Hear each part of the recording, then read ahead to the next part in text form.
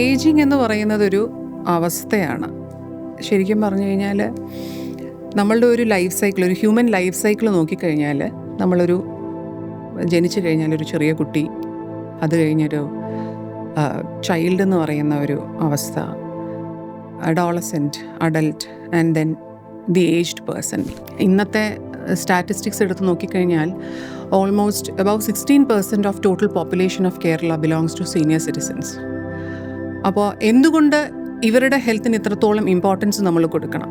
Life expectancy കൂടിക്കൊണ്ടിരിക്കുകയാണ്, birth rate കുറയുകയും അതോടൊപ്പം ലൈഫ് എക്സ്പെക്റ്റൻസി കൂടിക്കൊണ്ടും ഇരിക്കുകയാണ്.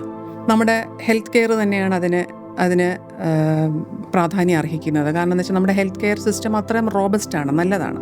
അപ്പോൾ ആ ഒരു അവസ്ഥ ഇന്ന് ഇന്ത്യയിൽ തന്നെ നോക്കിക്കഴിഞ്ഞാൽ കേരളത്തിലാണ് ഏറ്റവും കൂടുതലും. The ageing population is highest in Kerala.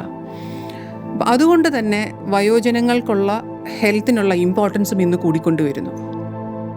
അവരുടെ ഹെൽത്ത് എന്ന് പറയുമ്പോഴത്തേക്കും കുഞ്ഞുങ്ങളെ നോക്കുന്ന പോലെ തന്നെ the other end of the life cycle, മുതിർന്നവർ അല്ലെങ്കിൽ പ്രായമായവർ എന്നൊക്കെ നമുക്ക് പറയാം.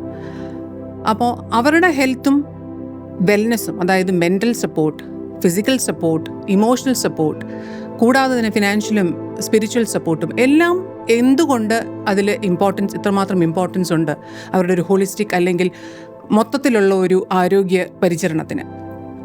ഈ ആശയങ്ങളാണ് ശരിക്കും പറഞ്ഞാൽ ഈ ഒരു ഫീൽഡിലേക്ക് വരാൻ ഒരുപാട് പ്രചോദനം നൽകിയത്.